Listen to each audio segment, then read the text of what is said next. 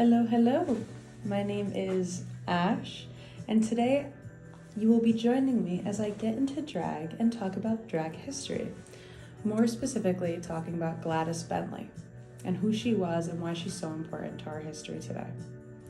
So let's get to it. So, Gladys Benelty was a queer Black woman of the mid-1900s. She was born in Philadelphia in 1907.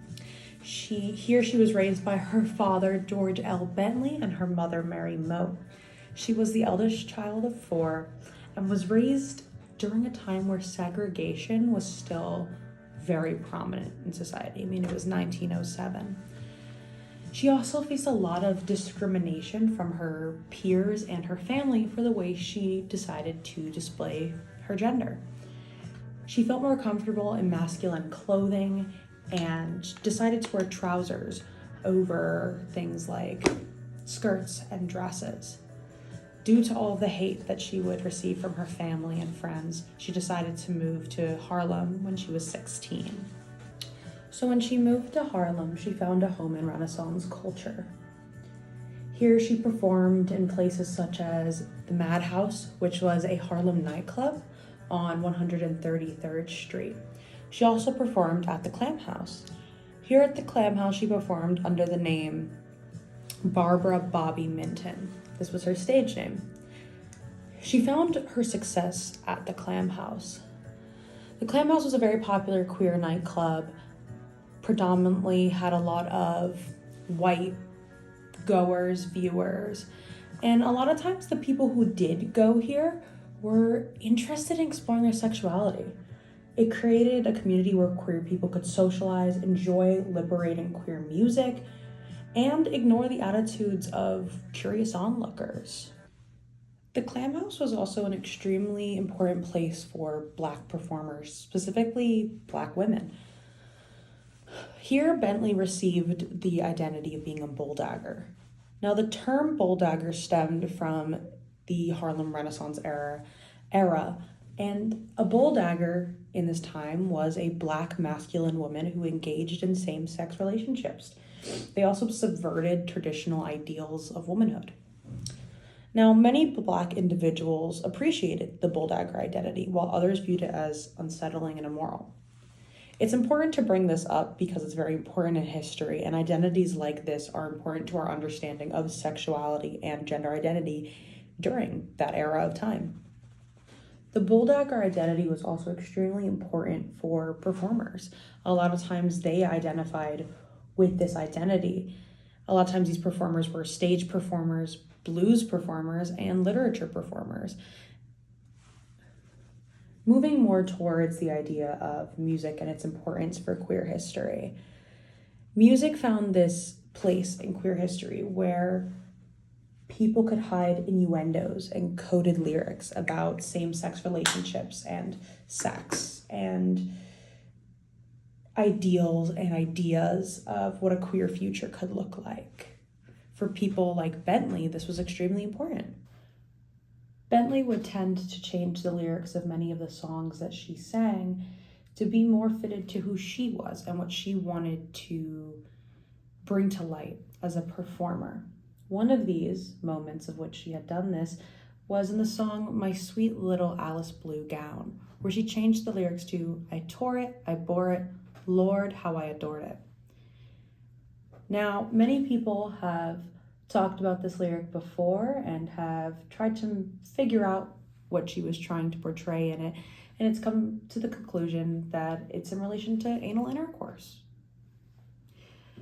Moving forward from that, Bentley was not the only performer to do such things. Performers like Ma Rainey and Bessie Jackson, who were two Black lesbian performers as well during this time period, also did the same things.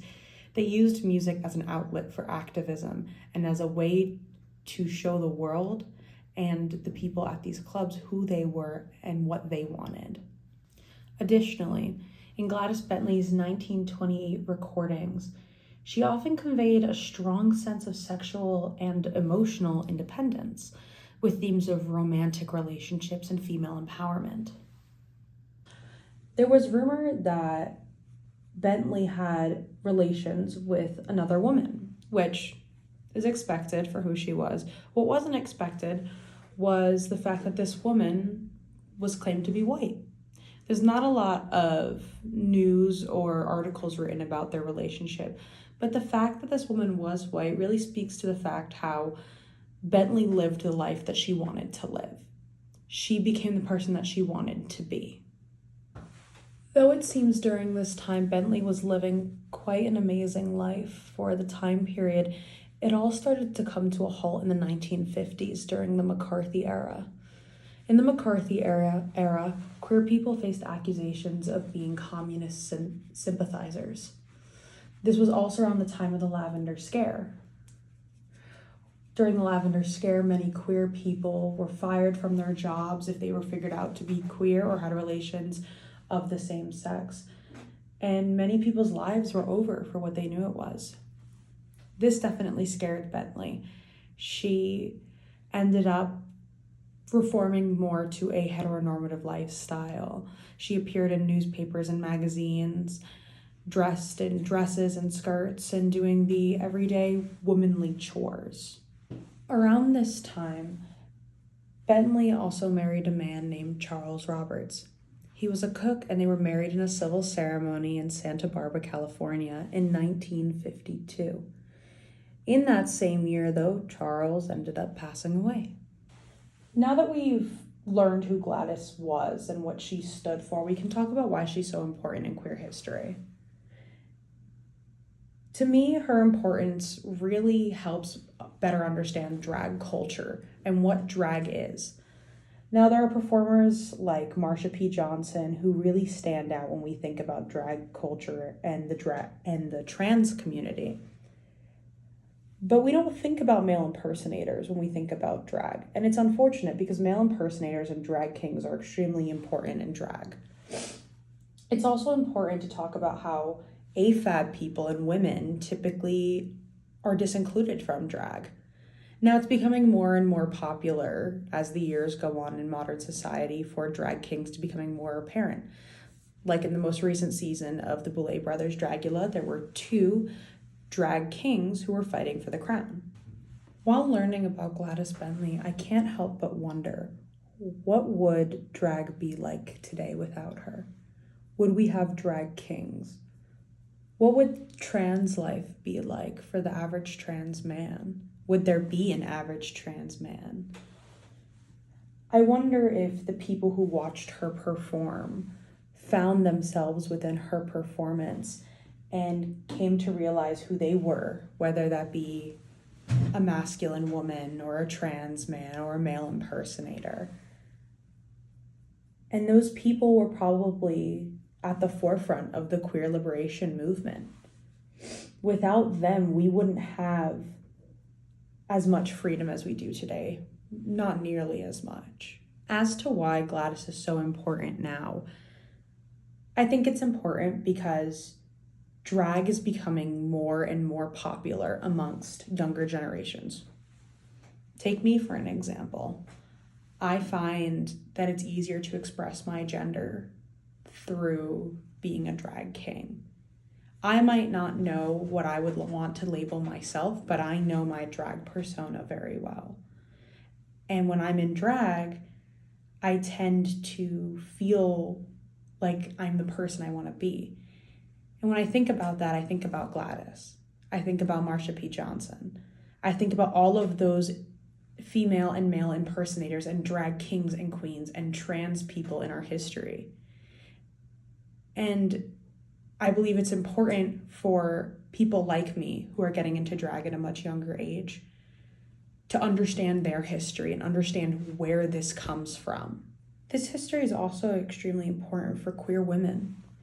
Gladys was a cis woman, and she never fully identified as a man, but she felt comfortable portraying masculinity on stage and in her everyday life. This isn't talked about nearly enough when we talk about queer history. I know I didn't learn about butch lesbians or masculine women until this course. And I think we should talk about this more. This should be taught in high schools. This should be taught in more approachable level classes because it's extremely important to people.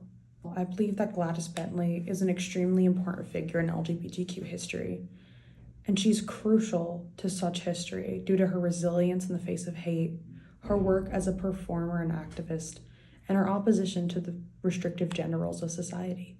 Thank you for watching and listening.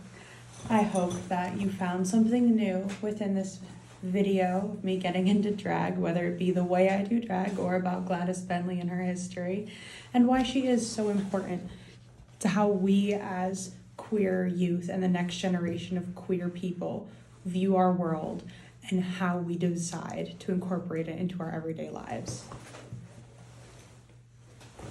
Bye!